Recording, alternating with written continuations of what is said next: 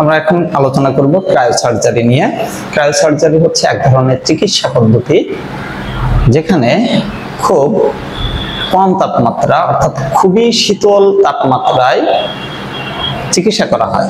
ওকে, এই চিকিৎসাটা আসলে কিভাবে করা হয়? চিকিৎসা করা হয় হচ্ছে আমাদের যে বডিতে কোষগুলো আছে এই কোষগুলো ভিতরে অক্সিজেন এবং খাদ্যদ্রব্য প্রবেশ করে সেখানে বিভিন্ন ধরনের বিক্রিয়া হয়, শক্তি উৎপন্ন হয়। যদি কোনোভাবে অক্সিজেন খাদ্যদ্রব্য এগুলো প্রবেশ না করতে পারে তাহলে কোষ মারা যায়। ওকে, তাহলে এই চিকিৎসা পদ্ধতিতে যে কাজ করা হয় যে আমাদের শরীরে যে অংশের বিশেষ করে ত্বক বা অন্যান্য অংশের যে কোষগুলো অস্বাভাবিকভাবে বৃদ্ধি পায়, আমরা যেটাকে বলি টিউমার হয়েছে, এই টিউমার থেকেই কিন্তু মূলত ক্যান্সার সৃষ্টি হয়। তো এই কোষের অস্বাভাবিক যে বৃদ্ধি, এই বৃদ্ধি হওয়ার ফলে যে রোগ হয় এই রোগগুলো নিরাময় করার জন্য ক্রায়োসার্জারি ইউজ করা হয়। এটা কিভাবে করা হয়? মনে করো আমার হাতের এইখানে কিছু কোষ অস্বাভাবিকভাবে বৃদ্ধি হয়েছে অর্থাৎ টিউমার হয়েছে বা সেখানে ক্যান্সার সৃষ্টি হতে পারে। তো কি করা হয় যে খুব কম তাপমাত্রা -196 -79 এরকম তাপমাত্রায় 0 ডিগ্রিতে কিন্তু বরফ পড়ে যায়, আর তার নিচে যাওয়া মানে খুবই ঠান্ডা, এরকম প্রচুর শীতল তাপমাত্রায় কিছু পদার্থ আছে, সেই পদার্থগুলো যেরকম তরল আর্গন বা তরল কার্বন ডাই অক্সাইড, এই পদার্থগুলো এরকম তাপমাত্রায় আমার যে কোষটা রোগাক্রান্ত সেই কোষের ভিতরে প্রবেশ করানো হয়। ফলে কি হয়, ওই কোষটা ওই ঠান্ডা তাপমাত্রায় জমে যায় অর্থাৎ বরফের মতো হয়ে যায়। বরফের মতো হওয়ার পরে ওই কোষের ভিতরে তখন আর কোনো অক্সিজেন বা অন্য কোনো খাদ্যদ্রব্য প্রবেশ করতে পারে না। প্রবেশ করতে না পারলে ওই কোষটা কিন্তু তখন মরে যায়। একটা কোষ না, অনেকগুলো কোষ, ওই কোষগুলো তখন মারা যায়। মারা যাওয়ার ফলে এরপরে ওই কোষ থেকে ওই বস্তুগুলোকে সরিয়ে নিয়ে ওখানে বেশি তাপমাত্রা দিয়ে আবার স্বাভাবিক অবস্থায় ফিরে নিয়ে যাওয়া হয়। ফলে ওই বরফগুলো গলে যাবে এবং ওই কোষগুলো কিন্তু ধ্বংস হয়ে যাবে। ধ্বংস হওয়া মানে কি, আমি ওই রোগ থেকে মুক্তি পেলাম বা ওই টিউমার আমার ভিতরে আর নাই। তো এইভাবে ক্রায়োসার্জারি করা হয়। এখানে কোনো ধরনের কাটি বা কোনো ধরনের অস্ত্র ইউজ করা হয় না, কাটা হয় না, কোনো রক্তপাত হয় না, তাই এটাকে বলা হয় রক্তপাতবিহীন চিকিৎসা পদ্ধতি।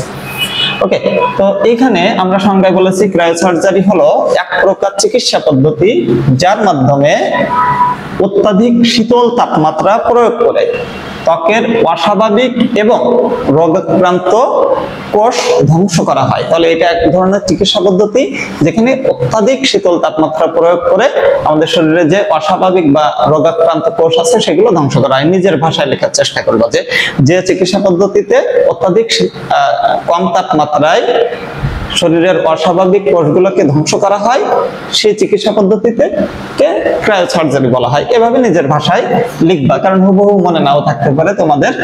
এবার কথা হচ্ছে যে এই ক্রায়োসার্জারি করার জন্য কোন ধরনের উপাদান প্রয়োজন এটাও লিখতে হবে। গতে বা ঘতে যখন প্রশ্ন আসবে বলবে যে এরকম একটা চিকিৎসা পদ্ধতি যেখানে কোনো অস্ত্রোপচার করা হয়নি বা কোনো রক্তপাত হয়নি, সেই চিকিৎসা পদ্ধতি সম্পর্কে আলোচনা করো। তাহলে তুমি বলবা উক্ত চিকিৎসা পদ্ধতিটা হচ্ছে ক্রায়োসার্জারি, তারপরে এই সংখ্যাটা লিখবা।